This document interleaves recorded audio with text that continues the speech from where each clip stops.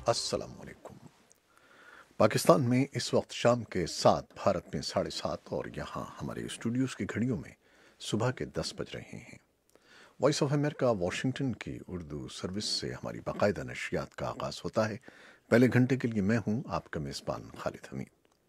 जैसा कि आप देख रहे हैं, फेसबुक लाइव पर हम आपके सामने हैं और वेबसाइट और रेडियो पर हमारा ये 1 घंटे का न्यूज़ शो जारी रहेगा।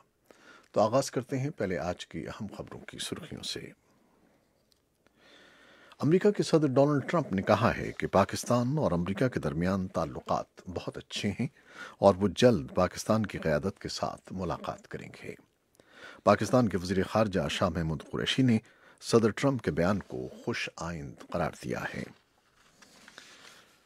पेशावर की इंसदादी दहशतगर्दी की अदालत ने अब्दुल वली खान यूनिवर्सिटी के तालिब इल्म मशाल खान के कत्ल के मज़ीद 2 मुलजिमान को उम्र कैद की सज़ा सुना दी है। और बलूचिस्तान के वज़ीर आला जाम कमाल खान और voice for Baloch missing persons नामी तंजीम के रहनुमाओं के दरमियान मुलाकात के बाद जबरी तौर पर लापता किए जाने वाले नौजवानों की अपने घरों को वापसी का अमल जारी है।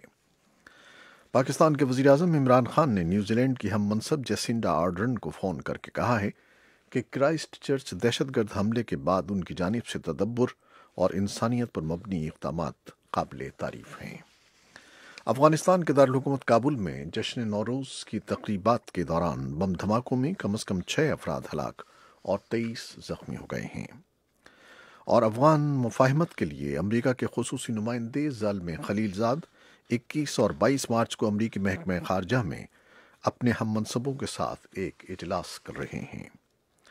ओहदेदारों का कहना है कि शोरिश ज़दा भारतीय ज़ेर इंतज़ाम कश्मीर के ज़िले उधमपुर में कायम विफाकी पुलिस फोर्स CRPF के एक मरकज़ में बुध की रात पेश आए एक वाक़े में 3 अहलकार हलाक हो गए हैं। ये थी शह सुर्खियाँ, तफसील कुछ देर के बाद।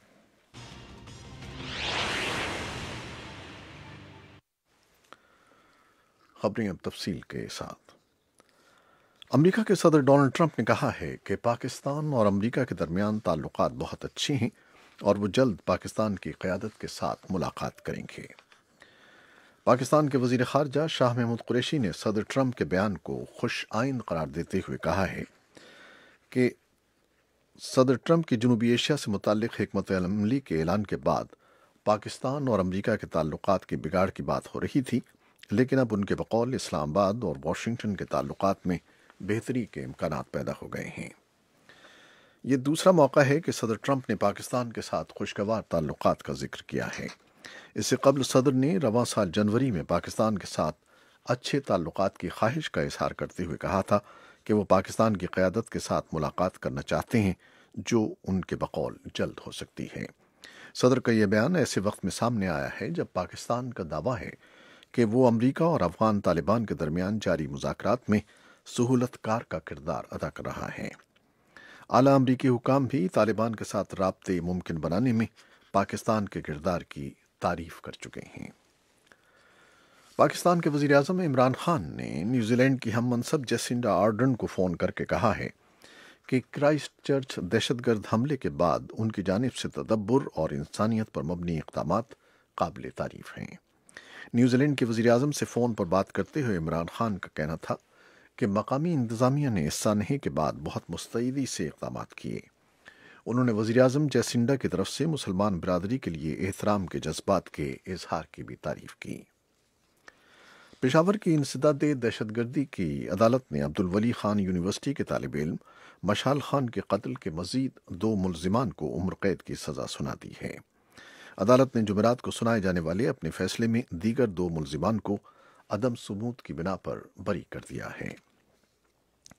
बलूचिस्तान के वज़ीर आला जाम कमाल खान और voice for Baloch missing person नामी तंजीम के रहनुमाओं के दरमियान मुलाकात के बाद जबरी तौर पर लापता किए जाने वाले नौजवानों की अपने घरों को वापसी का अमल जारी है और गुज़श्ता तकरीबन 10 रोज़ में 7 मज़ीद अफराद अपने घरों को लौट चुके हैं। अफगानिस्तान के दारुल-हुकूमत काबुल में जश्न नौरोज़ की तकरीबात के दौरान बम धमाकों में कम से कम 6 अफराद हलाक और 23 ज़ख्मी हो गए हैं। हुक्काम के मुताबिक धमाके काबुल के शिया अक्सरियती मगरबी इलाके में वाक़े सखी नामी दरगाह के नज़दीक हुए। अफगान वज़ारत दाखिला के एक तर्जुमान ने कहा है कि धमाके مارٹر بموں کے حملوں کا نتیجہ ہیں۔ البتہ وزارت دفاع نے ٹویٹر پر ایک بیان میں کہا ہے کہ دھماکے راکٹ حملوں کا نتیجہ تھے جو عام شہریوں کے گھروں اور نوروز کے سلسلے میں ہونے والی تقریبات پر گرے۔ وزارت دفاع نے دعویٰ کیا ہے کہ پولیس نے حملہ آور کو گرفتار کر لیا ہے۔ افغان مفاہمت کے لیے امریکہ کے خصوصی نمائندے زلمے خلیلزاد 21 اور 22 مارچ کو امریکی محکمہ خارجہ میں ایک اجلاس کر رہے ہیں جس میں وہ اپنے ہم منصبوں کو مدعو کر رہے ہیں۔ روس کے صدر کے خصوصی نمائندے سفیر ضمیر کابولوف، چین کے خصوصی نمائندے سفیر ڈینگ جی جن اور یورپین یونین کے خصوصی نمائندے سفیر رولینڈ کوبیا اس اجلاس میں شرکت کریں گے۔ زلمے خلیلزاد خصوصی نمائندوں کو افغان امن بات چیت میں اب تک ہونے والی پیش رفت سے آگاہ کریں گے اور وہ افغان امن عمل میں بین الاقوامی حمایت حاصل کرنے کے علاوہ افغان جنگ کے خاتمے میں ان ملکوں کے کردار پر بات کریں گے۔ عہدیداروں کا کہنا ہے کہ شورش زدہ بھارتی زیر انتظام کشمیر کے ضلع ادھم پور میں قائم وفاقی پولیس CRPF کے ایک مرکز میں بدھ کی رات پیش آئے ایک واقعے میں 3 اہلکار ہلاک ہو گئے ہیں۔ ایک اعلیٰ پولیس افسر انسپکٹر جنرل منیش کمار سنہا نے واقعے کی تصدیق کرتے ہوئے کہا ہے کہ ادھم پور کے بھٹل بھالیا علاقے میں واقع CRPF کی 187ویں بٹالین کے صدر دفاتر میں تعینات اہلکار اجیت کمار نے اپنے ساتھیوں پر اندھا دھند فائرنگ کر کے 3 اہلکاروں کو شدید زخمی کر دیا۔ تینوں اہلکار ہسپتال لے جاتے ہوئے چل بسے۔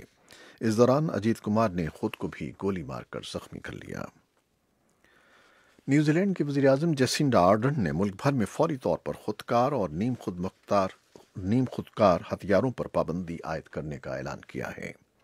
وزیر اعظم نے جمعرات کو دارالحکومت ویلنگٹن میں ایک پریس کانفرنس میں ملک میں گن کنٹرول سے متعلق ان اصلاحات کا اعلان کیا جن کا وعدہ انہوں نے جمعے کو کرائسٹ چرچ کی 2 مساجد پر فائرنگ کے بعد کیا تھا۔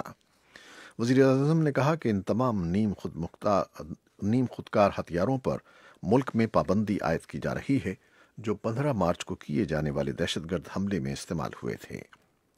جمعے کو کرائسٹ چرچ کی 2 مساجد میں نمازیوں پر ایک سفید فام نسل پرست کی فائرنگ سے 50 افراد جاں بحق ہو گئے تھے۔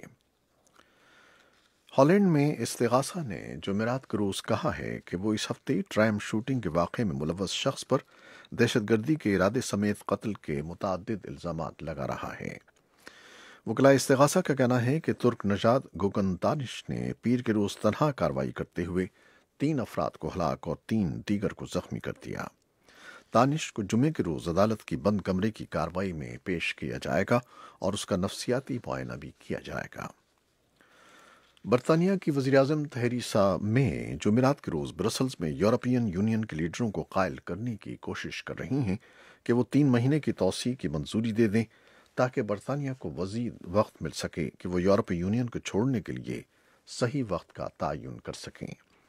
باقی 27 ارکان کی طرف سے بریگزٹ سے نکلنے کی پہلے سے طے شدہ 29 مارچ کی حتمی تاریخ میں تاخیر کی منظوری لازمی ہے، لیکن اس پر رائے شماری آئندہ ہفتے تک ہونے کا امکان نہیں ہے۔